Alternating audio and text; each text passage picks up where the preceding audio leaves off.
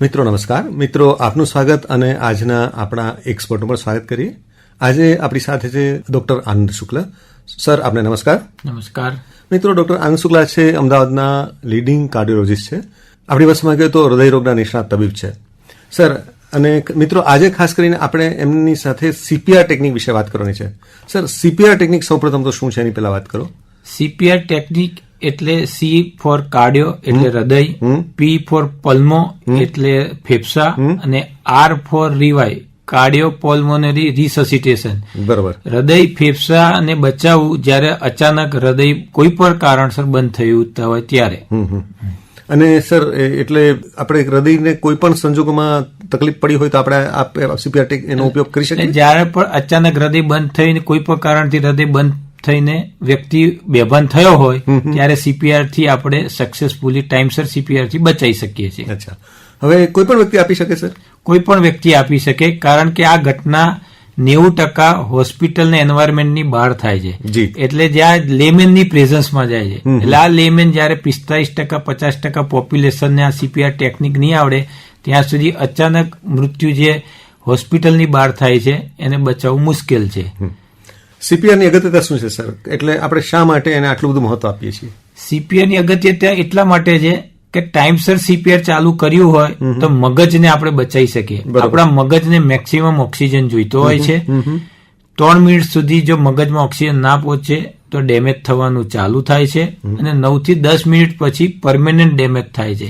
એટલે ઘણા કિસ્સામાં એવું થયું કે સીપીઆર મોડો ચાલુ થયો હોય તો હૃદય, ફેફસા, કિડની બધું બચી જાય પણ આ વ્યક્તિ કોમામાં રહે. તો આ વ્યક્તિ પણ આપણા માટે, સમાજ માટે એટલો કામનો ના રહે અને વ્યક્તિ માટે અને એના ફેમિલી માટે પણ તકલીફરૂપ રહે. એટલે સમયસર સીપીઆર કરીએ તો આપણે મગજને પણ બચાવી શકીએ. બરોબર. સર, એનું થોડું આપણે, કારણ કે આપણે આમ તો પ્રેક્ટિકલી શીખવાનું હોય છતાં પણ શબ્દો દ્વારા થોડી આપ એને આ ટેકનિકને થોડી સમજાવશો સર? કે શું કરવાનું હોય છે, કઈ રીતે કરવાનું હોય છે? ચોક્કસ.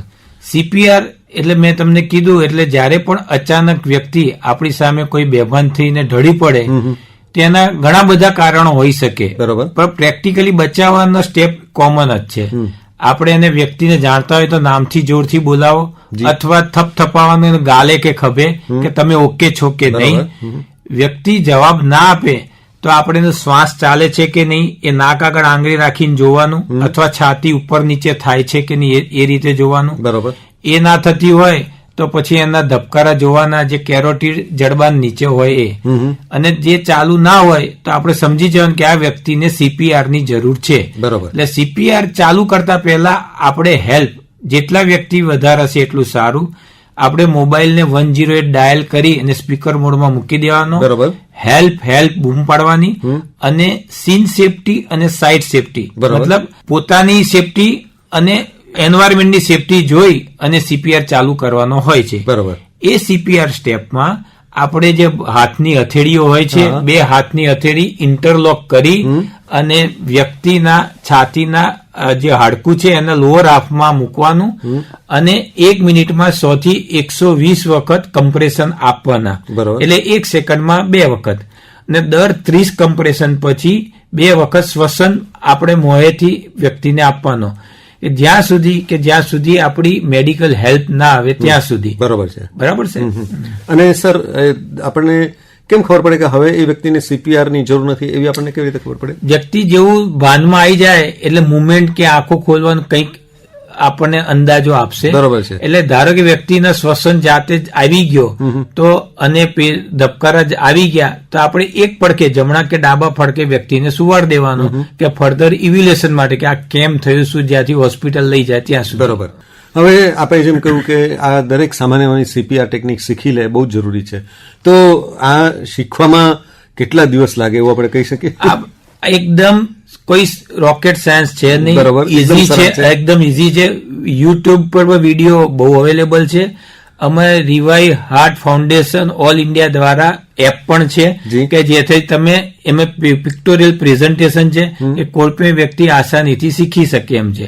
ને આ શીખવું એટલા માટે જરૂરી છે કે 50% આવી ઘટના કોઈની હાજરીમાં થાય છે, લેમેનની. એક વ્યક્તિની હાજરીમાં 30-40% વ્યક્તિ એકલો ત્યારે થાય 50% ઘટના કોઈ વ્યક્તિની હાજરીમાં થાય ને એ વ્યક્તિ જો જાણતો હશે CPR તો જે બેભાન થયો છે એને સફળતાપૂર્વક બચાવી શકાય સાહેબ. સર, કોઈ વિશેષ સાવચેતી રાખવાની જરૂર ખરી? આમાં કોઈ ઇન્ફેક્શન કે એનું ટ્રાન્સમિશન રહેતું નથી. બરોબર. એટલે તમે કોઈ પણ ગભરાયા વગર CPR આપી શકો અને ધબકારા ચાલતા હોય તો CPR આપી હોય તો નુકસાન થતું નથી. અને ધારો કે પાંસળીઓ એકાદ બે તૂટી તો પણ તમે નુકસાન થાય નહીં. એટલે CPR નહીં આપવાથી નુકસાન જાનનું છે, આપવાથી નુકસાન કશું જ નથી સાહેબ. ઓકે સર, એક બહુ જ સરસ આપણે માહિતી આપી. હવે સર, આપણે હૃદય રોગની વાત કરીએ તો એક માન્યતા એવી છે કે હમણાં છેલ્લા થોડા વર્ષોમાં આપણે જેને યંગ કહીએ પ્રમાણમાં નાની ઉંમરમાં હૃદયરોગનું પ્રમાણ વધ્યું છે. આપનું શું અવલોકન છે? ના, આપની વાત સાચી છે કે 2015 સુધી 50 વર્ષથી વધારની ઉપરના વયવાળા હૃદયરોગવાળા આવતા હતા. હવે 50% લોકો 50 વર્ષથી ઓછી ઉંમરવાળા અમને જોવા મળે છે. બરોબર. મારા એક ફ્રેન્ડે કહેવત કરી કે પહેલા અમારે છોકરો ફાધરને લઈને આવતો હતો, હવે ફાધર છોકરાને લઈને હૃદયરોગની સારવાર કરાવે એવો સિનારીઓ થયો છે. આપની વાત ઓબ્ઝર્વેશન સાચી છે. અને સાયન્સ પ્રમાણે પણ 2025 થી 2035 તક ઇન્ડિયામાં હૃદયરોગનું પ્રમાણ મેક્સિમમ હશે એવું પ્રિડિક્શન 2000માં પણ થયેલું હતું સાહેબ. સર, એને માટેના કારણો કયા જવાબદાર, આપણે કઈ રીતે હૃદયરોગને અટકાવી શકીએ એની થોડી વાત કહેશો? એ બધાની આપણી વ્યક્તિ સમાજની બધાની જવાબદારી છે. હૃદયરોગના મુખ્ય પરિબળોમાં બ્લડ પ્રેશર, ડાયાબિટીસ, ઓબેસિટી એટલે વજન વધારો, એક્સરસાઇઝનો અભાવ અને સંતુલન ખોરાકનો અભાવ. બરોબર. અને હેરિડિટરી વાળું ફેક્ટર આપણા કંટ્રોલમાં નથી. તો આપણા હાથમાં શું છે કે બ્લડ પ્રેશર છે, ડાયાબિટીસ છે. જો બીપી ડાયાબિટીસ હોય તેને નિયમિત દવાથી કંટ્રોલ રાખીએ. બરોબર. આહારમાં આપણું જે શાક, દાળ ચાવલ સબ્જી રોટલી, દાળ ભાત શાક રોટલી એ ફોકસ કરીએ. બહારનું મેદાવાળું, બેકરીવાળું, પીઝા બર્ગર ને એવોર્ડ કરીએ. બરોબર. ખાવાનું થાય તો વન્સ અ વાઇલ કરીએ. Most important exercise. એક્સરસાઇઝ તમારે 20 મિનિટ દરરોજ વોકિંગ, સ્વિમિંગ, સાયકલિંગ કોઈ પણ ફોર્મમાં કરવી જોઈએ. આપણે વારસામાં પૈસા આપીએ છીએ પણ જોડે એક્સરસાઇઝની પણ હેબિટ આપવી એટલી જ જરૂરી છે.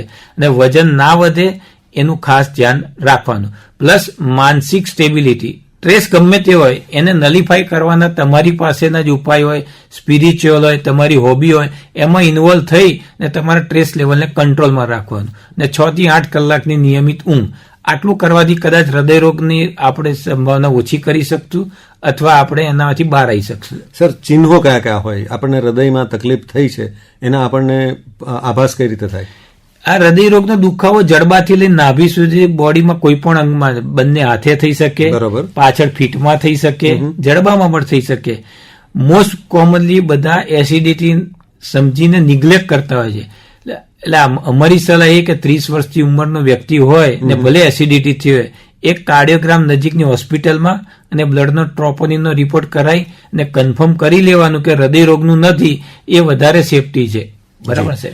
અને અંતમાં સર, આપણે આમ તો પ્રિકોશન્સ માટેની એક ટિપ્સ આપી દીધી, પણ છતાં પણ આપણા હૃદયને સાબુત રાખવા માટેની 1 કે 2 ટિપ્સ સાથે આપણે સમાપન કરીએ તો 1 કે 2 ટિપ્સ ફરીવાર આપ શ્રોતા મિત્રોને આપી દો, એ કોઈ પણ વય જૂથના શ્રોતા હોય. એટલે ખોરાક, એક્સરસાઇઝ અને માનસિક સ્ટેબિલિટી 3 વસ્તુ પર ફોકસ રાખવાનું. અને ખાવાનું અને એક્સરસાઇઝ એ 2 સરખું રાખશું તો મગજની સંતુલનતા પણ વધારે રહેશે સાહેબ. બરાબર. તો મિત્રો, આપણી સાથે હતા ડોક્ટર આનંદ શુક્લ, અમદાવાદના લીડિંગ કાર્ડિયોલોજીસ્ટ. એમણે આપણને કેટલીક બહુ જ ઉપયોગી માહિતી, આપણા બધાના જીવનને સ્પર્શતી કેટલીક માહિતી આપણને બહુ સરળ ભાષામાં આપી. ડોક્ટર શુક્લા, આપનો ખૂબ ખૂબ આભાર. થેન્ક યુ વેરી મચ અને ખૂબ ખૂબ શુભેચ્છા આપને પણ. થેન્ક યુ સાહેબ.